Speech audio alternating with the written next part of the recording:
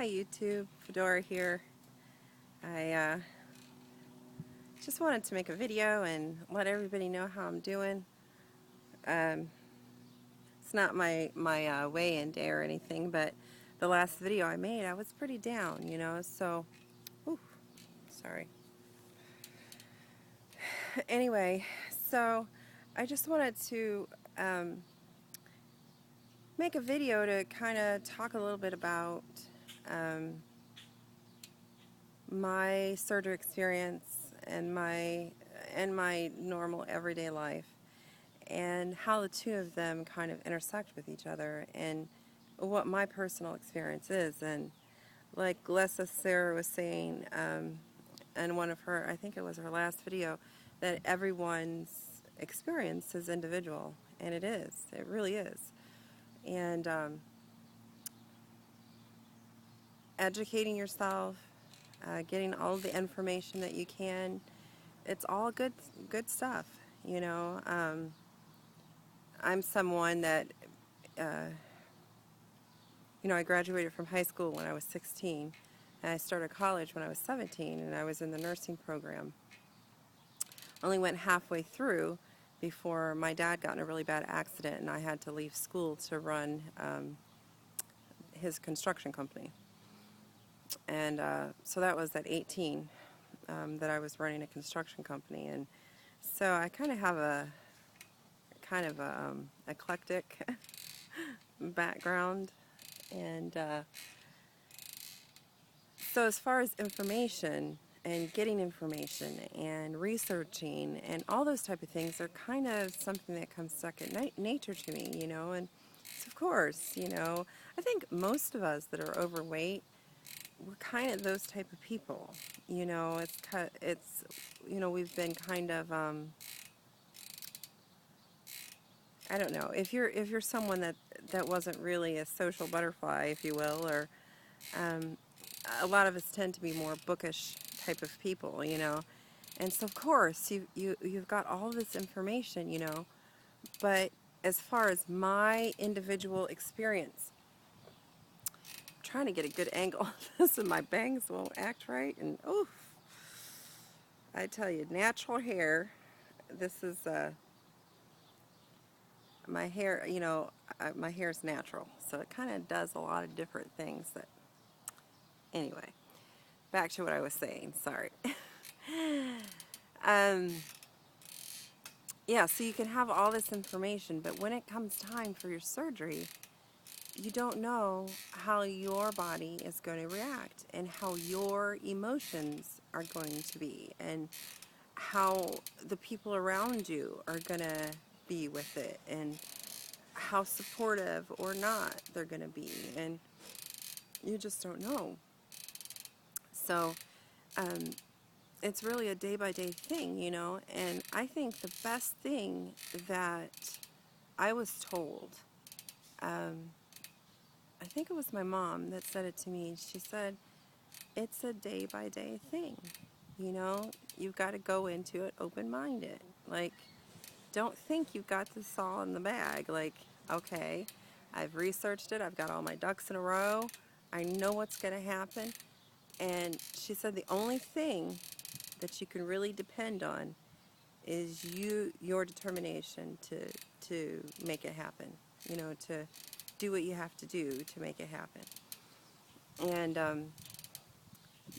like my nutritionist, she said to me, to our class, she said, some people chew up things and spit them out, sorry, bugs.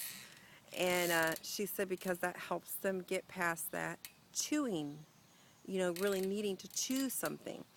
And I remember sitting in that nutrition class and thinking, oh, I'm not going to do that.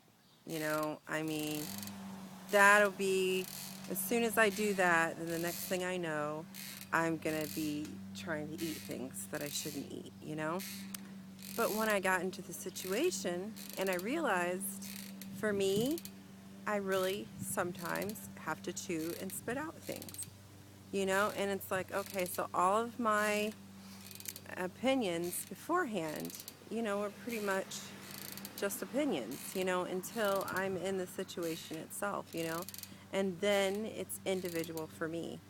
And yeah, it's been really interesting, and really it's a learning process for me to really get more confidence in myself and get more confidence in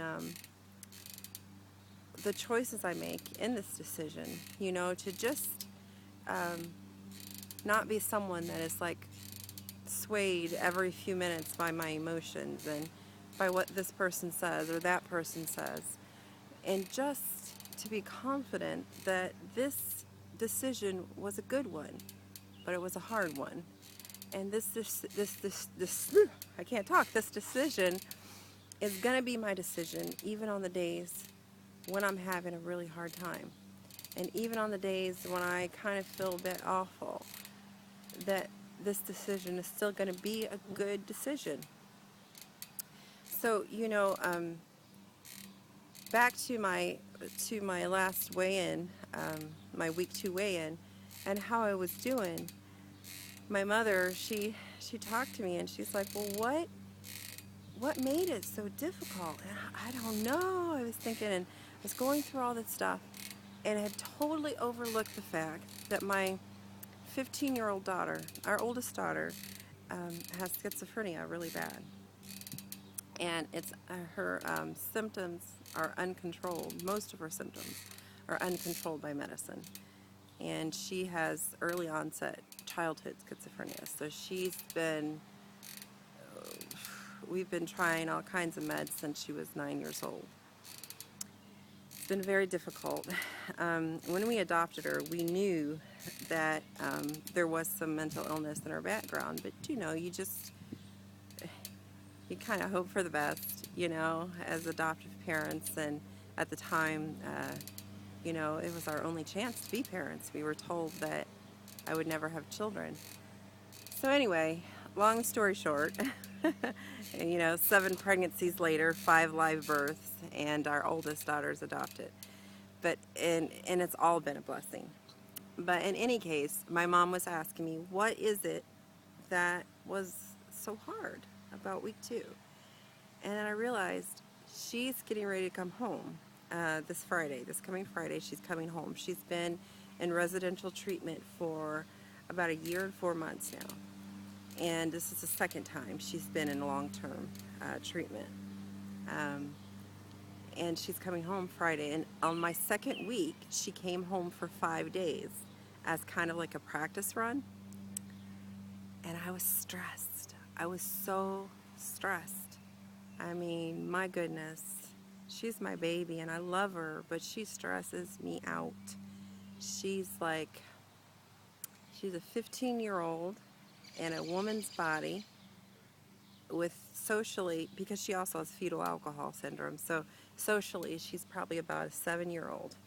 But then, of course, she has all the hormones of a teenager, and then she has her illness with her voices and, different things. So I was stressed. I was so stressed. And my mom said to me, she's like, why didn't you put 2 and 2 together?